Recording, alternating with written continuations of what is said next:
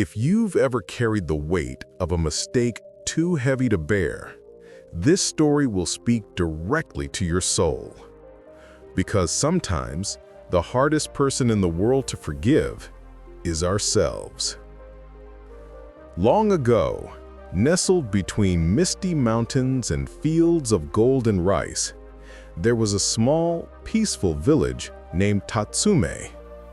Its people lived simply, farmers, carpenters, and potters who rose with the sun and rested with the stars. Among them lived a young painter named Haru, whose art brought joy to all who saw it.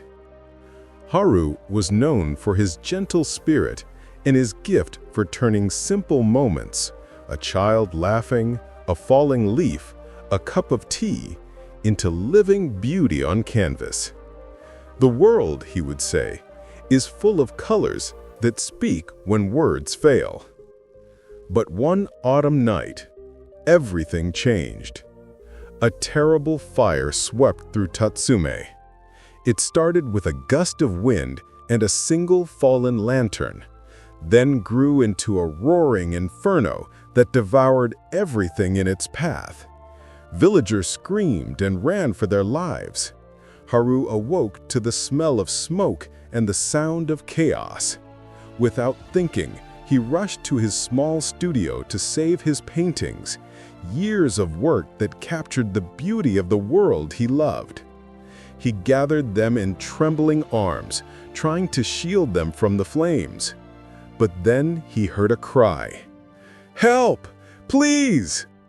It was old lady Sayo, his elderly neighbor who lived next door. Haru froze. His heart pounded. The fire crackled, the smoke thickened, and for one terrible moment, he hesitated, torn between saving his life's work and saving hers. By the time he dropped the paintings and ran to her, it was too late. The house collapsed in a storm of sparks and ash. When the fire finally died, half the village was gone, and so was Sayo. From that day, Haru's soul carried a scar deeper than any wound. He could not paint.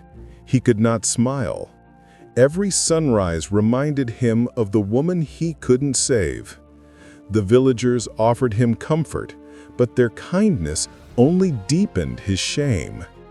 So one morning, before dawn, Haru packed his brush, his paints, and a single blank canvas. Without saying goodbye, he walked away from Tatsume, hoping that somewhere, far from the smoke of his past, he might find peace. Haru's journey led him through forests where the wind sang, across rivers that glittered beneath the moon, and into villages where no one knew his name. But peace never followed him. Wherever he went, the memory of that night walked beside him. One day, as he rested near a quiet riverside, he saw a blind potter working with clay. The man's hands moved gracefully, shaping a lump of mud into a perfect bowl. How do you create such beauty when you cannot even see it? The old potter smiled.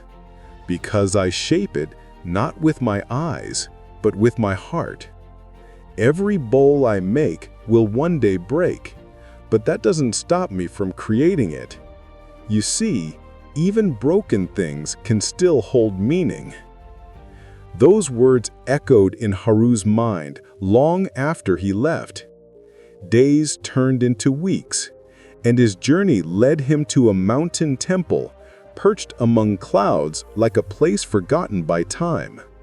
There he met Master Renji, a monk whose face carried both wisdom and kindness. The monk welcomed Haru with warm tea and silent understanding. For several days, Haru stayed there, helping to sweep leaves, tend the garden, and carry water from the stream. Finally, one evening, he told Renji everything about the fire, the paintings, the scream, and the unbearable guilt. "I cannot forgive myself," he whispered. "I see her face every night." Renji listened quietly. Then he picked up a cracked bowl from the table, filled it with water, and handed it to Haru. "Take this to the river and return without spilling a single drop," he said. Haru nodded and began to walk. But no matter how careful he was, the water leaked through the cracks. Again and again he tried, but each time the bowl came back nearly empty. "It's impossible," he said, frustrated. Renji smiled softly. "So it is with guilt. You are trying to hold peace in a heart full of cracks. The more you cling to the past, the more it slips away. To find peace, you must first mend the vessel." "And how do I mend it?" Haru asked, his voice trembling. "With compassion. The same compassion you would offer another. Offer it to yourself." That night, Haru sat by the river, staring at the moon's reflection rippling on the water. For the first time in years, he let himself cry, not out of anger or shame, but release. His tears fell into the river, and the current carried them away, as if the earth itself was listening. The next morning, he picked up a brush. It felt strange in his hand, heavy with memory, yet light with possibility. He began to paint again, slowly, gently, quietly. He painted the mountains, the trees, the cracked bowl, the reflection of the moon. And with each stroke, his heart grew lighter. Months passed, and Haru stayed at the temple, painting not for praise or perfection, but for peace. His art began to change, not idealized beauty, but truth. Broken bowls, old hands, a sunrise after storm. Each painting whispered a single message: forgiveness begins within. One morning, as the first light touched the mountains, Master Renji looked at Haru's newest painting, a fire turning into a sunrise, and said, "Now you understand.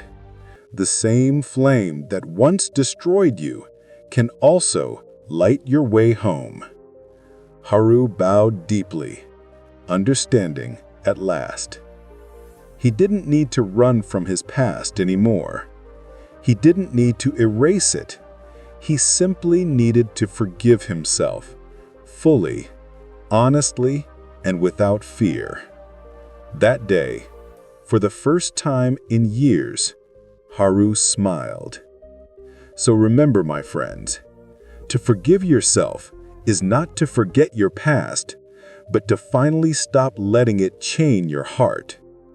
Only through forgiveness can the soul remember how to live again. If this story touched your heart, subscribe for more stories that heal, inspire, and awaken your spirit.